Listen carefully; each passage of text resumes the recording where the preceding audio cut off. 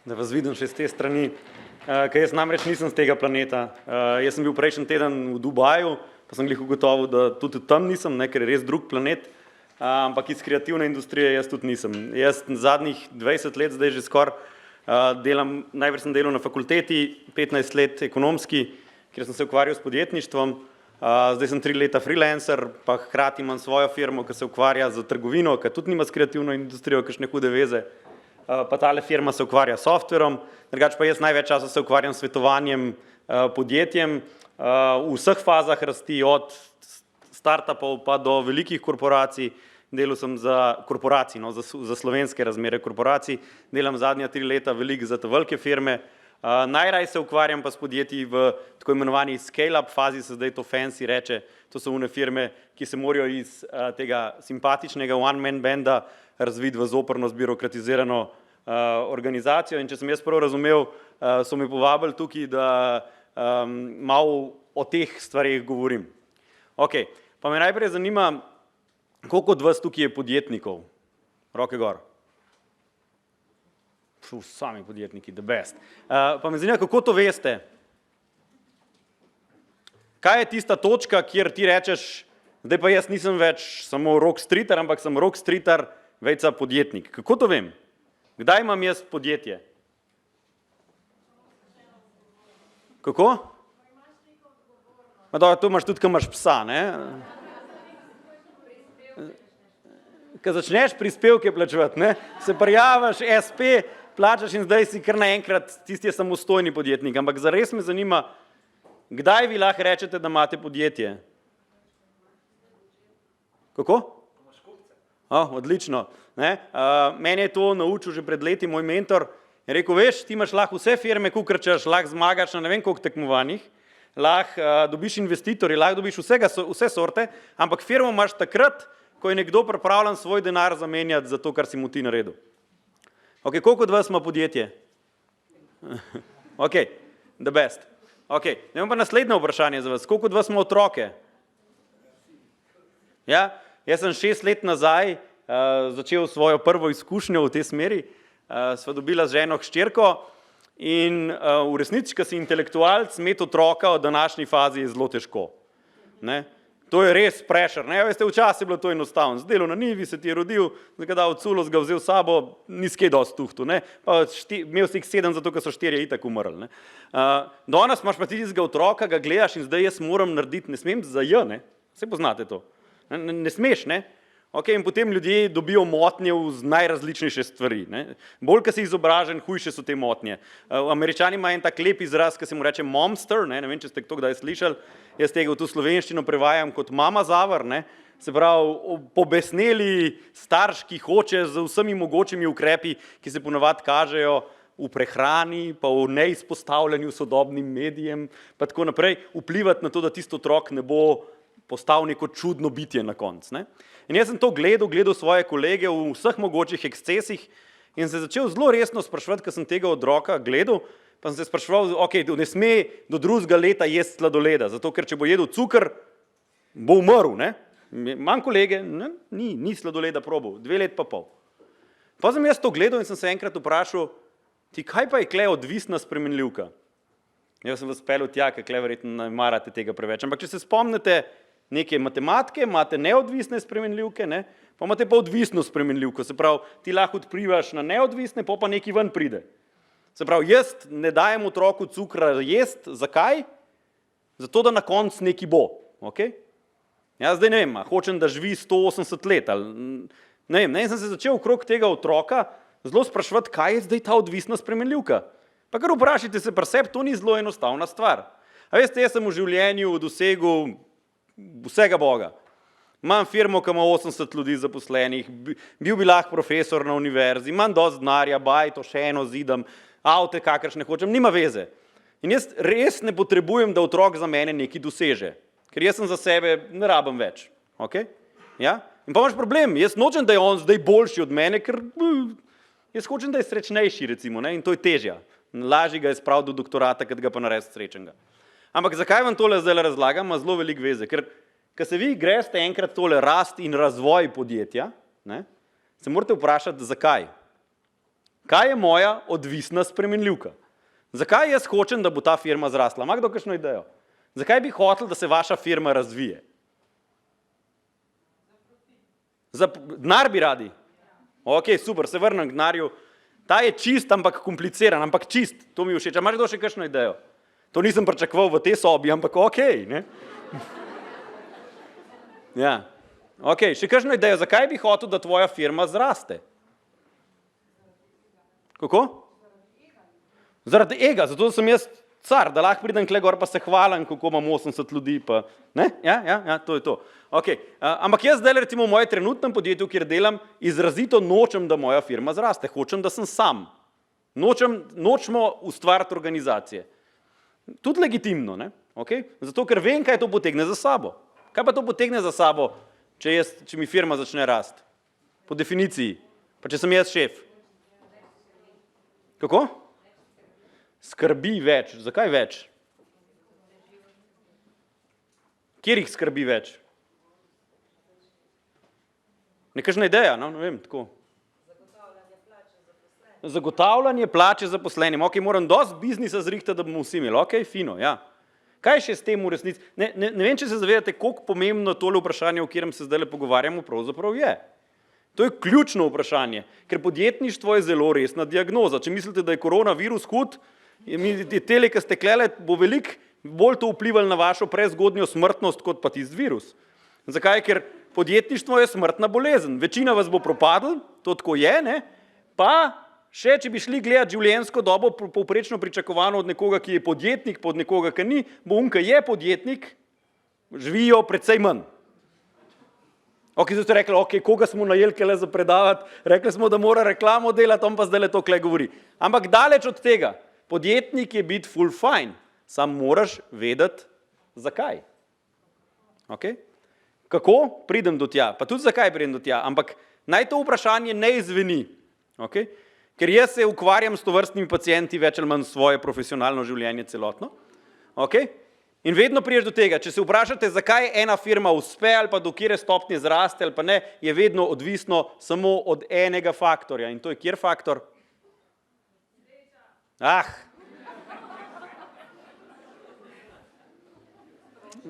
Kaj? Ne. Nesposobnost šefa. Pika. Kamorkoli boste šli in se boste vprašali, zakaj je ta firma velika ali pa zakaj je ta firma mala, pridete do istega imenovalca. Nesposobnosti bom drugače rekel, šefa. Nesposobnost ni lastnika. Ok, ker se lastnik se odloča, kako bo stvari furu. In ljudje se zaplezamo, imate eno luštno firmo, ki delate vse skupaj, pa vam pa začne rast, vi bi še vedno radi vse vedeli, vso posod bili zraven, na vse vplivati, poznali vse, biti za vse najboljše, pol doživite burnout, ležite 3 mesece v bolnici, pa prijete nazaj in potem nekako životarite do konca, firma pa životari z vami. In firma ne zraste zaradi tega, ker ni potencijala na trgu, to je lari-fari, potencijala je, kakor hočete kjerkoli. Firma ne zraste zaradi tega, ker lastnik doseže prag svoje lastne nesposobnosti. Ok, pa sem zdaj, zakaj pa se ta nesposobnost zgodi, pa vam bom zdaj dal zelo odgovor, ki vam zelo ne bo všeč. Prej ste rekli, ok, koliko je ena firma dobra, se v ekonomističnem svetu meri potem, koliko ima profita, če hočete. Ok, ja, vidim zmajevanje z glavo, ampak v ekonomističnem svetu je tako. Ok, ja, in če hočete dobiti profit, ne, pa tudi če hočete biti trajnostni zraven, pa tako naprej, še vedno morate nekaj prodajati, ne, morate prodati stvari. In ta faza, v kjer je verjetno večina od vas, da mi je full seksi faza. Full je fajn. Ustvarjaš nekaj novega, skozi nekaj novega razvijaš, pogovarjaš se s strankami, nov projekt, nov produkt, novi partnerji. Wow, to je tako, veste, kot partnerje menati. Ne? To je skozi seksi, ne. Ko si 10 let poročen z isto ženo, pa sej fajn, ni pa toliko seksi. Okay? Ja? Kako? Če je žena tukaj, blah. Ne poznate moje žene. Ok, ampak in ta stvar je zelo fajn. Sam s to stvarjo se zelo malo denarja zasluži. Ker če vi skozi razvijate nove stvari, to ful stane. In vi niste zmagali takrat, ko ste prvič prodali, zmagali ste takrat, ko to uspete dolgočasno ponavljati v nedogled. Mene je zelo zaznamoval en citat, ki je rekel, money is made with the boring stuff. Poglejte Hofer. Kako je biti direktor Hoferja? Kako je to atraktivno? Dobiš klele imaš format štacune iz Nemčije, okay? Tak parcelo moraš dati, tole boš imel noter, tole boš imel tam postavljen, prodajalci morajo biti taki, zdaj pa to štancej. Koliko različnih tipov štacun imate v Hoferu? 2 pravijo, levega pa desenga, ne? Ja? Orientacija. Ampak to je načeloma to. To ni atraktivno, to ni seksi, to je dolgocajten. Ampak stvari, denar se dela s tem, da dolgočasno ponavljaš stvari. In to je prva stvar, ki jo po mojem je koristilo, da se od mene zapomnite.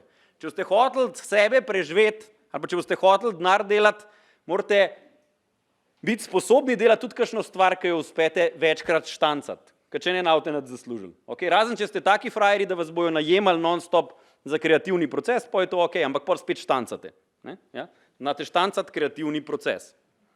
Okay? To je prva stvar. Money is made with the boring stuff. Se pravi, zakaj večina podjetnikov ne uspe v naslednjo fazo? Zato, ker želijo ostati super kreativci, nočejo ali pa ne znajo se pa preobraziti v unga, ki zna stvari postavljati v mašino. Jaz vedno sebe pravim, da sem jaz dizajner mašin, ki so podjetja. Okay? Kako zdizajnirati firmo, da v resnici podjetnika ne potrebuje? Moj glavni kriterij pri moji firmi je, da sem lahko 16 tednov na leto na dopustu, in to tudi sem. In kriterij je, da ko sem na dopustu, da ko pridem nazaj, firma normalno laufa. Zdaj pa postavite v vašo firmo danes, pa se vprašite, kaj bo treba narediti, zato da bom jaz lahko 16 tednov na leto na dopustu, pa bo firma še vedno laufala. Okay? In ključni razlog, zakaj bi želel rasti kot svojo firmo, je, da imaš lahko to. Ker če si ti maser, ki ne masiraš, ne zaslužiš nič. Če si ti akademski slikar, ki slika, če ne slikaš, ne služiš denarja. Okay? Ideja, da narediš firmo večjo, je pa, da boš ti denar služil kljub temu, da tebe ni.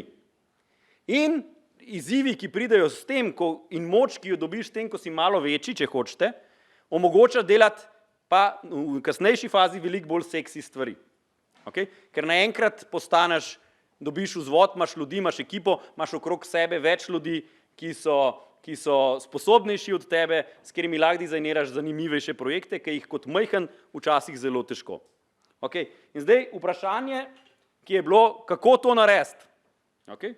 Kako to narediti? Pa zakaj to narediti, bom hkrati odgovoril. To je ena ful sofisticirana metoda, ki sva jo z ženo razvila, ko sva se spraševala o tem, kako naj bo ona boljša direktorica. Okay? Ker ona je direktorica v naši firmi, jaz sem sam konzultant ali nekaj tazga. Dvorni norc, ajde. Okay. In zgodba, ki tukaj je, sem rekel, lej, dajmo tvoje naloge razdeliti v 3 skupine, ki jih delaš čez dan. Naloge številka 1 so naloge, ki jih lahko jaz zdajle enega iz ceste pripeljem noter, mu dam 5 minut treninga in jih začne delati namesto mene. Si predstavljate? Recimo, tipična naloga številka 1, pa vse spoštovanje do čistilcev je, kako večina Slovencev preživlja svoje sobotne proste dneve. Okay? Ja? Sicer se lahko nekateri celo prepričujete, da nihče drug ne zna tako dobro spucati kot vi, ampak pol smo spet prišli kunmu nazaj, zakaj firme ne rastejo naprej. Okay? Ampak to so naloge številka 1. Naloge, ki lahko kogarkoli pripeljem noter, pa lahko dela namesto mene. Okay? In te naloge so v Sloveniji plačane, če jih plačate preko plače, približno 10 evrov na uro bruto. Minimalna postavka. Ja. Toliko to stane. Če hočete imeti človeka zaposlenega, je 10 evrov na uro. Nimate kaj. Potem so naloge številka 2. Naloga številka 2 so naloge, ki terjajo trening, izkušnje, znanje. Ja? Si predstavljate, kje bi to lahko bile? Avtomehanik. Ne moram iti jaz jutri avto šraufati, ne znam. Arhitekt. Ja? Ne moram, ne znam. Okay? Gradbenik. Predavatelj. Ja? Enka kojna jaha. Ja? Pač ne gre, rabaš trening. In te naloge so plačane tam nekje 15 do 30 evrov na uro. Ajde, reči in piši. Pa imate pa še trojke. Kjer so pa to? Kako? Ok, čez dober, super, ja, v redu. Kaj pa menedžer je taka zelo široka pojem, kaj menedžer pravzaprav je. Bolj kompliciran. Kaj dela menedžer? No? Zakaj je dobro plačan? Kako? Upravlja, dela z ljudmi. Ja? Business is easy, people are hard. Ne? To je to si zapomnite, to vam bo prav prišel, ker boste jezni na koga. Ampak prevzemanje odgovornosti, sprejemanje odločitev, lahko kakšne kreativne naloge, delanje zelo visoko specializiranih nalog in tako naprej. In pa še nekaj imate v tej skupini in te so plačane pa približno 100 evrov na uro. Ja? In zdaj je tukaj ena zelo pomembna stvar. Zakaj bi jaz želel, da moja firma raste? Ker sem jaz sam v firmi, kdo dela vse te stvari? Jaz sam. Koliko od tega je en, koliko je dvojk, koliko je pa trojk? Ker ste arhitekti, no? Koliko časa dejansko delate tisto, kaj je lušten? 30%. Ste pa bogato ocenili. Ampak ok, fajn, ne? 30%, kaj pa ostalo? Ostalo je pa pogovarjanje s stranko, tam neke rutinske naloge, izpolnjevanje nekih dokumentov, delanje projektov, wow, groza. Okay, in zato jaz rečem, jaz bom pa naredila arhitekturni biro, ker bom jaz ta glavna, tole bo delal nekdo drug, jaz bom delala pa sam tam, kjer se dela največ. A se to da? Ja, pa se da. Se da. Ok. Jaz vedno pravim, ne verjamem, ampak to moram zaradi profesionalnega dela. Itak imaš vedno v življenju enke pa dvojke. Ampak ključna stvar, zakaj bi kot podjetnik lahko želel rast, je zaradi tega, da bi se lahko več ukvarjal s temi stvarmi gor. Okay? To tako je. Okay? Se tako je tudi v vašem privat življenju. Če vi želite kot posamezniki zaslužiti več, pa morate več stvari delati, ko so 3, malo manj, ko so 2, pa čim manj ali pa nobene enke. Je pa kle en catch. Okay? Delati trojke je težji, kot pa delati enke. Pa še en catch je, trojk ne morate delati skozi. Ga ni človeka, ga ni junaka. Okay? Ampak ideja, zakaj dizajniraš organizacijo, zakaj želiš ne imeti SP-a, ampak želiš imeti večjo firmo, je zaradi tega, ker želiš postaviti sistem, ki bo omogočil, da ti delaš stvari z višjo dodano vrednostjo. In to je glavni razlog, zakaj želiš pravzaprav rast. Ker ti to omogoča. Ker če si sam, ti pač ne. Vem, sem SP in norim, ker moram račune izstavljati, ker moram hoditi na sestanke, pogovarjati za posle, ker moram poročila pisati, ker jih drugače jaz ne bi in tako naprej. Če bi delal v eni večji konzultantski hiši, bi bilo to vse zrihtan. Ok, ker sem SP, moram delati vse sam. In to me omejuje pri moji produktivnosti. Ok? Ja? Je pa kle še en hakelc. Ker sem jaz sam, pa imam težavo. Okay? Koga vprašam? Ja? Ampak ker sem sam, okay? Smo rekli, delam 3, 2, 1, če hočete. In zaradi tega rečem, jaz nočem več delati enk, se pravi, bom najel ljudi, pa jih bom jaz vodil. Teli delajo to enostavne naloge, ki imajo težave, koga vprašajo? Koga? Ja, mene, ne? Ok, pa jaz rečem, jaz tega nočem, pa bom naredil še večjo organizacijo, pa bom jaz kle. Ok, kaj se pa zdaj zgodi? Ne, on tale rešuje večino stvari, kjer pridejo pa do mene? Cukrčki, ok, jaz tega nočem, jaz bom kle. Okay. Imam kle mojo ženo in moja žena ima tako 3-krat na teden, mi zazvoni telefon, pa prav, Roka, imaš 5 minut, samo eno vprašanje. In to so vprašanja, ki so najtežja in jih noben v resnici ne znali rešiti. Če povzamem to, kar sem zdaj govoril, ja? Imeti veliko firmo je fajn, ni pa nič lažji, kot imeti majhno firmo. V resnici je tiste začetni del bolj igranje, začneš pa tako, malo bolj zares, zato ker imaš malo več ljudi v celi zgodbi. Fino je, ker ti omogoča več denarja, fino je, ker ti omogoča več časa za stvari, ki so pomembne, fino je, ker ti omogoča več specializacije, pa delati tistega, kar v resnici želiš početi.